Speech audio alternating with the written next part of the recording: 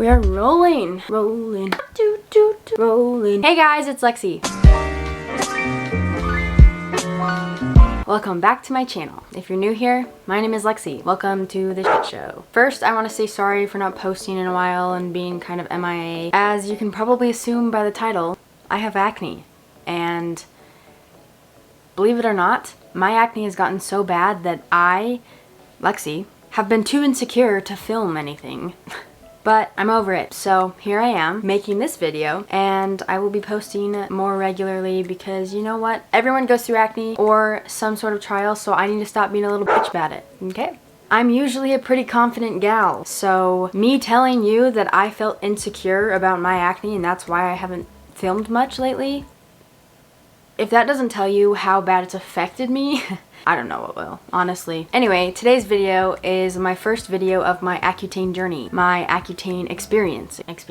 My Accutane adventure. It's gonna be a fucking adventure, so. I'm gonna film the whole process month by month, so maybe I help someone or make them feel like they're not alone. That's the goal. Because the last couple months have been pretty hard, I'm not gonna lie. But I'm good, we're good. Let's move on. If you want to follow along with my acne journey, Accutane experience, subscribe to my channel because it's gonna be a wild ride.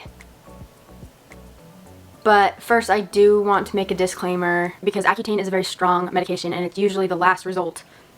Last resort? I'm pretty sure that's the same, right? Like meaning that you've tried other things that didn't work, so this is your last resort. Your last resort. I think that's what they say. Yeah.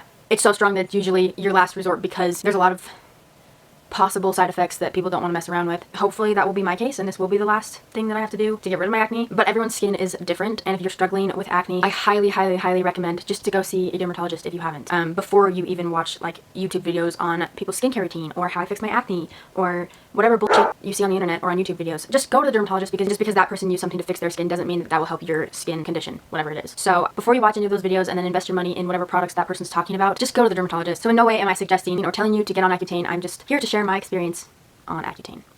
So let's get into it. So you're probably saying, Lexie, it doesn't look like you have acne. Well, I do. And I have makeup on because in order for me to film this video, I had to put makeup on because I don't know what it is, but I get so insecure about my acne. I'm gonna insert photos of it because that's different for me. So I'm gonna insert some photos of my acne and what it has looked like. So for all of you that are like, oh, Lexie, it doesn't look like you have acne. Shut up. I do. Okay? And it really affects me. My acne might not look as bad as some people's acne, but it's bad for me, okay? So, to give you a little background of my acne, growing up, I never really had bad acne. I mean, I would get a pimple here and there, but like maybe like once every few months. Nothing bad. So, fast forward to about halfway through my freshman year of college, I got acne.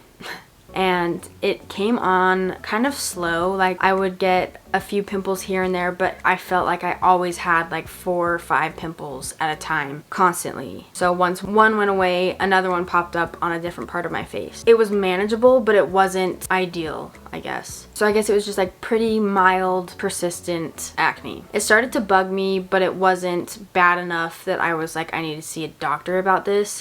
So I did what I suggest you not do and watch YouTube videos about how girls fix their acne. And then I bought all of these products and tried all of these new techniques, wasted a bunch of money thinking that because it fixed their acne, it would fix mine. Of course, right? No. So I did that. Obviously it didn't work because here we are. I have pretty sensitive skin. I always have, like growing up. So I probably shouldn't have just bought a bunch of products that some random person on YouTube told me to buy.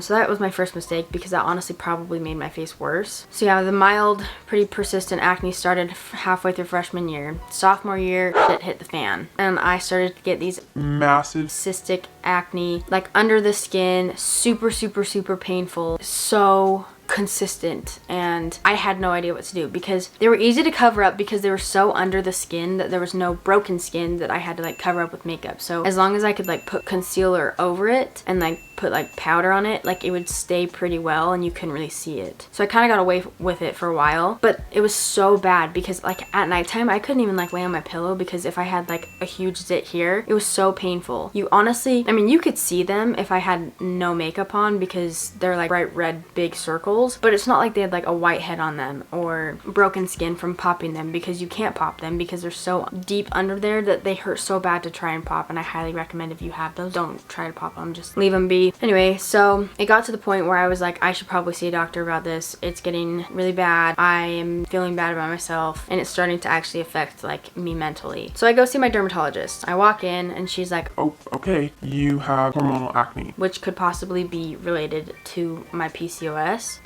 But I don't know. So I was like, okay, sweet. What do I do about that? How do I get rid of it? And she's like, well, hormonal acne is different for everyone. And there's not like a medication or something that's like a one size fits all type of thing. We have to do a bunch of trial and error. So I was like, okay, whatever. So she said, I'm going to put you on a topical medication and an oral medication. So I was given sodium sulfatamide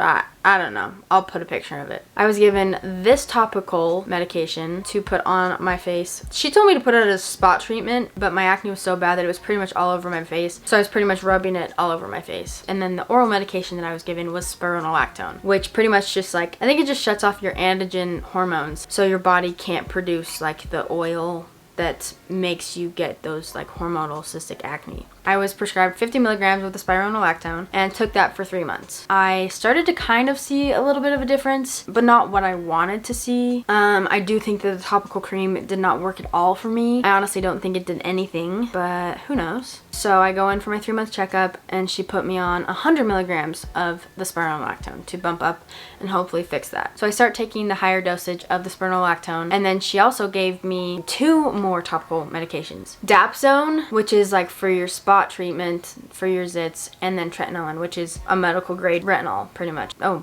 not pretty much. It is a medical grade retinol. Retinol. That's what it's called, not retinoin. The prescription is called tretinoin, and it is a medical grade retinol. Yeah. So I do all those 3 things again for 3 more months, and I notice, okay, my skin's actually getting pretty good. So I start to get kind of pumped because I was like, hell yeah, it's starting to work. At this point, I do know that I don't think the Dapsone is working. I don't think that does anything. So I finally start to feel like my skin's starting to clear up. I'm excited about my 3-week checkup to tell her that I think this is working and see what she says. But then I get a call, she had a baby. She had her baby early, and that I would have to meet with a different dermatologist. And I didn't want to do that because I thought, okay, my stuff is working. Like, I might as well just keep doing this for a little bit longer and then meet with her when she's back from her maternity leave. So I did that. I got 2 more prescriptions refilled and then met with her 2 months later. So now we're at 5 months of taking a higher dosage of my spironolactone and then using the tretinoin and dapsone. But at this point, I think that something stopped working and my skin has gotten exponentially worse than what it was before I went and saw her for the first time. So I go in and I say, listen, I thought it was working. It was working for a little bit, and then it stopped working, and now it's even worse than what it was before. And she says, okay, we see that a lot. I'm going to put you on a new medication. Spironolactone's not working for you. So again, for the next few months, I tried doxycycline, monocycline, a few different topical stuff. I literally tried everything, I think. So then it was like another year of trying all those things, and nothing worked. And I was over it. So then fast forward to 2 months ago. I was on the verge of tears walking into her office and just said, listen, I'm done trying things. I'm so over this. I'm so insecure about my acne. I just want to get it figured out. And she said, okay, we have a couple options. We can either keep trying new medications, or we can pull the plug and just do Accutane.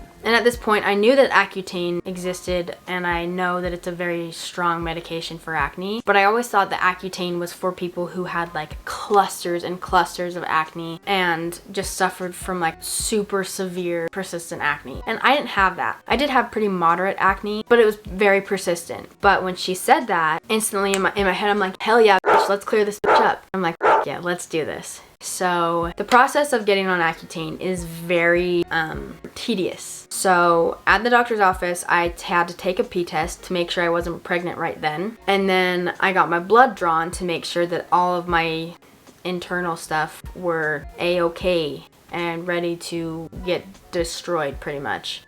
You also sign this like workbook thing, like all of these papers that you have to sign, and you pretty much just like sign a mortgage in a way, because you sign your life away. So at this point, I'd signed all the paperwork. I'm stoked. I passed my pregnancy test. Woohoo! All my internal stuff, blood work was good, so I'm ready to go. I'm stoked, I'm excited, and then she goes, okay, I'll see you in 30 days, and then when 30 days comes, we will get you your prescription. and I'm like, bitch, I thought we were gonna clear this shit up. Why do I have to wait 30 days? And she's like, Well, we just have to make sure you're not pregnant. and I was like, bitch, I just peed in a fucking cup. Is that not enough information to show that I'm not pregnant? So I was a little bit bummed that I had to wait 30 more days, but that's the process, I guess. Then you have to choose 2 forms of birth control to prove that you're not going to get pregnant. I obviously chose abstinence. So finally, I go back 30 days later, and I take another piss test. I wasn't pregnant again. And they say, okay, are you ready? and I say, yep. So then they have to go through all of the side effects and possibilities with you and make sure you agree to what you're getting yourself into pretty much. And then after you leave and you pass your pregnancy test, then you have to go into the iPledge program, which is just like an online platform thing. And then you have to answer a bunch of questions saying like, I know I can't get pregnant. I know I shouldn't get pregnant. If I get pregnant, this is what's going to happen. And just like all these questions, pretty much just saying you should not get pregnant, or bad things will happen to the baby. And maybe you. I don't know. So they really don't want you to get pregnant. After you fill that out, then you can go to the pharmacy and get your prescription. So that's what I did. Me and my doctor had decided to start out on a very low dose and kind of ease my way into it because I didn't want to have all of the side effects hit me at once. So I started taking 20 milligrams a day for the next 30 days. So for every 20 milligrams of the medication, then you have to take 25 grams of fat. So in the mornings, I would eat an avocado or a scoop of peanut butter or nuts or something and take my medication. So fast forward to now, I just finished my 1-month checkup. I will insert that little clip here. Okay, I just got done with my 1-month ACCUTANE checkup piss test appointment and everything looks fine. I'm not pregnant. Thank God. But yeah, she's just said everything looks fine. She bumped me up 3 times the amount. So I was taking the 20 minute tablets. No, I was taking the 20 milligram tablets and now I'm going to 60 milligrams, which is like a big jump. Here's my skin. I have a pretty big mountain growing here. I have a pretty big mountain growing here. Like the camera doesn't even do justice. My forehead is actually pretty clear based off of like what it used to be. But I mean, this is pretty typical. I don't think that I like broke out more or less.